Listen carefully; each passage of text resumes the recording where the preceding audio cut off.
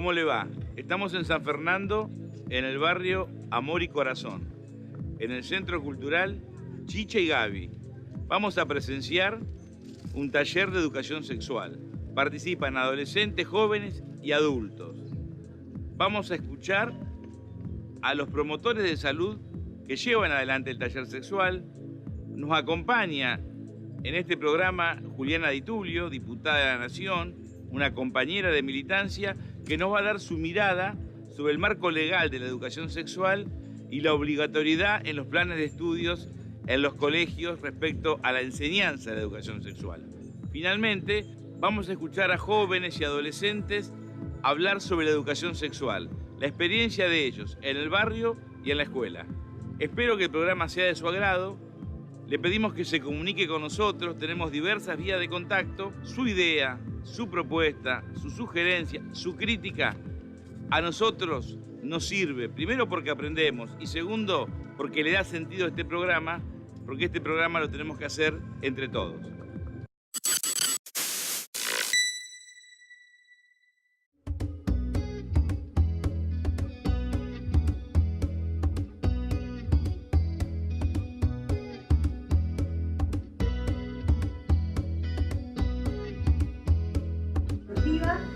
La idea es que todos podamos interactuar, todos podamos decir qué opinamos, qué nos parece, qué temas queremos conocer mejor, que podamos hablar no solamente de métodos anticonceptivos, sino también de sexualidad. ¿Qué es lo primero que pienso si pienso en sexualidad? Muchas veces no saben qué método anticonceptivo utilizar. No tienen, lo que ellos expresan es que no tienen mucha información en cuanto al tema de las infecciones y enfermedades de transmisión sexual. Como cuando uno les plantea de qué, bueno, tienen una vida sexual activa, se cuidan, con qué se cuidan y de qué se cuidan, surge esto de que a lo mejor no conocen todos los métodos anticonceptivos y no conocen algunas enfermedades de transmisión sexual ni cómo prevenirlas. O sea, ellos dicen, no tenemos toda esa información. No nos brindan toda esa información. Es lo que expresan. Ellos, ¿quiénes son ellos? Ellos son los jóvenes del barrio, los chicos, los adolescentes que por ahí empiezan a experimentar sobre lo que más que nada escuchan de sus otros compañeros que ya estuvieron en esa situación y son los que de alguna forma los educan, por decir así, en lo que tienen que hacer. O sea, no entienden o no saben y preguntan al que tienen más cercano, que en este caso puede ser siempre el compañero del barrio, el amigo del colegio o el compañero de la esquina. Y en las escuelas de la zona, ¿ustedes hacen un trabajo complementario de la Ley de Educación Sexual?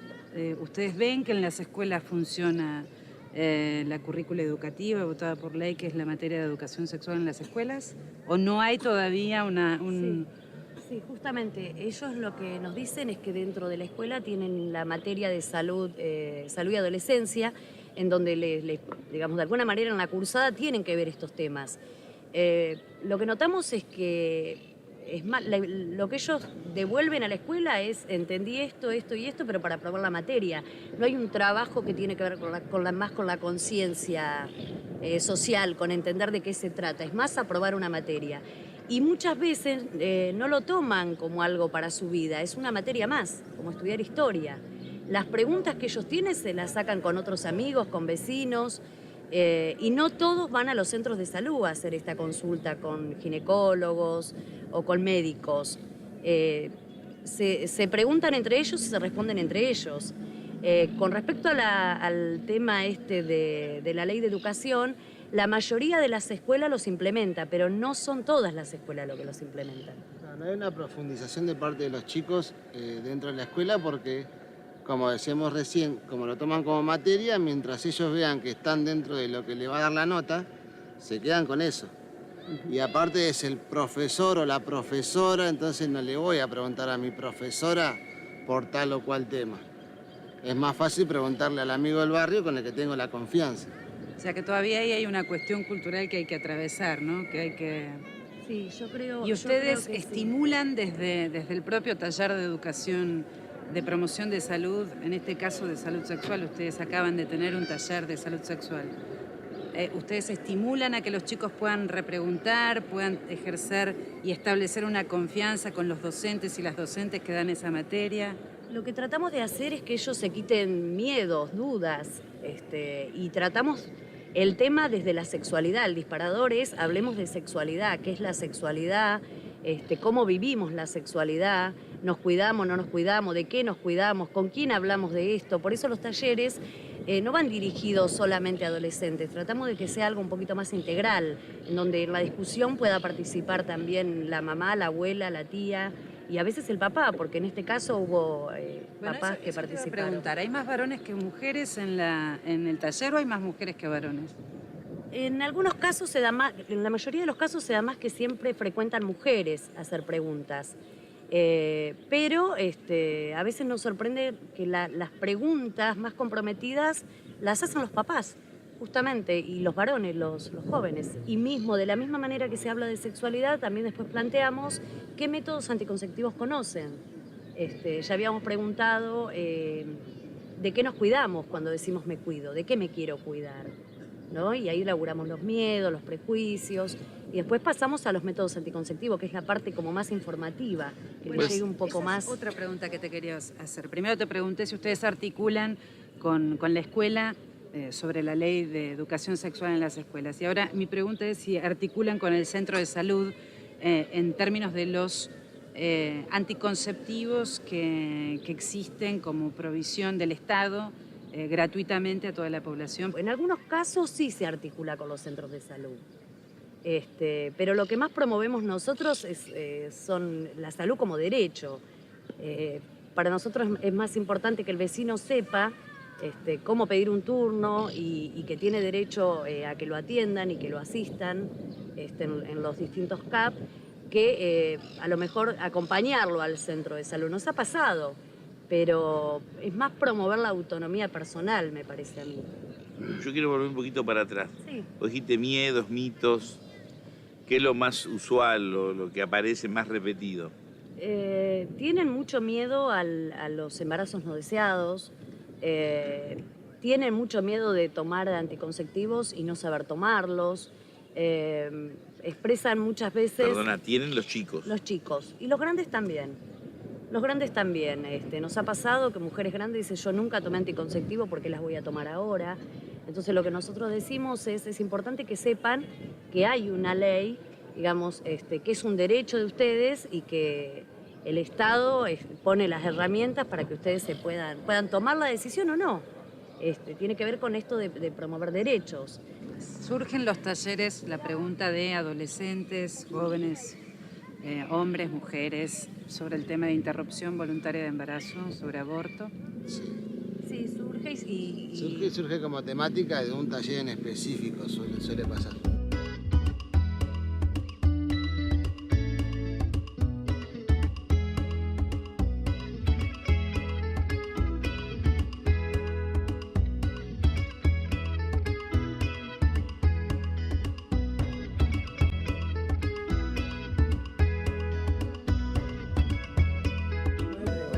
El preservativo, ¿qué beneficios tiene el preservativo? A ver, hablemos de los beneficios del preservativo. Nos previene del HIV. Nos previene del HIV, ¿y de qué más? De todo tipo de enfermedades. Todo tipo de enfermedades. Lo que también aparece es que seguimos teniendo problemas con adolescentes y el mayor problema de los adolescentes es la falta de oportunidades, esto de visualizarse de acá a los 30 años como una persona grande y tener un ritmo de vida y ir quemando etapas y como proyecto personal armar la propia familia. Pero cuando se llega a tiempo, cuando uno llega a hablar con el adolescente, con la hermana, con la mamá, en edades por ahí más reducidas, a los 10, 12 años, que es cuando la nena se está haciendo señorita y el nene está creciendo, creo que con la contención se previene y ahí es donde se ve que realmente sirve este cambio. Pero falta información y el sistema de salud, el público de salud, sigue dejando mucho que desear.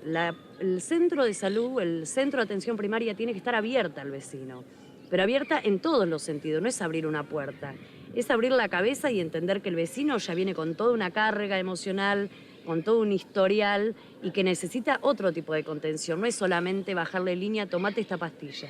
no la tomás es tu culpa. Es ganarte la confianza del vecino, es vincularte con el vecino. Y eso creo que todavía falta muchísimo. El promotor viene a ser una especie de puente que se relaciona con el centro y con el barrio para que si llega un programa con métodos anticonceptivos, nosotros nos informamos con el centro, vamos, informamos al vecino, ya sea por medio de los talleres o por una barrida barrial, donde hablamos con la madre, con el padre, con los chicos en las plazas o a la salida del colegio, y le comentamos, o en el taller donde le informamos los métodos que hay y dónde los pueden conseguir dentro del centro de salud. La salud es un derecho. Ellos tienen derecho a planificar cuántos hijos van a tener, si quieren tomar anticonceptivos, si no lo quieren tomar. El tema de la vasectomía es un tema que también estamos como muy lejos de poder instalarlo porque hay toda una impronta cultural, machista y todo un tema de género. Pero bueno, el tema de la ligadura de trompas creo que fue un poco más exitoso porque tenemos muchísimas mujeres que se han ligado las trompas. En estos últimos años lo que ustedes ven es un incremento de adolescentes embarazadas adolescente. ¿O es el número histórico, un poco más, un poco menos que siempre se vio? Es un número histórico y lo que más se da, por lo menos nos pasó, este año no sé si tanto, pero hace 2 o 3 años atrás nos llamaba mucho la atención que veíamos mamás que a los 20 años ya tenían 3. ¿Sí? Este año por ahí lo que vemos es que la mamá acaba de tener el nene o lo tuvo el año pasado, pero está tratando de cuidarse, está tratando de prevenir la llegada del segundo hijo, está planificando cuándo va a tener ese segundo hijo. Pero el primer hijo, por lo general, no lo tienen. Y después tenemos el tema del aborto clandestino, ¿no? que sigue siendo un problema social terrible. ¿Y vos lo ves en aumento? ¿Lo ves? Las chicas no dejan de hacerse abortos. Casi siempre abortan no el primer embarazo, sino por lo general el segundo o el tercer embarazo. La mayoría de las chicas el primer embarazo, a menos que haya aparecido ese primer embarazo antes de los 15, decide tenerlo, si apareció entre los 15 y los 17. Es lo que yo observo. Ahora, si no tuvo si se quedó embarazada y ya tenía el bebé, la chica se va a realizar un aborto clandestino. ¿Y las consecuencias de esos abortos? Pueden llegar a ser terribles. Tenemos chicas que han perdido el útero. Chicas que después más grandes quisieron planificar una familia, una pareja y han perdido el útero. Ni hablar de la cantidad de infecciones que han tenido después de estos abortos clandestinos.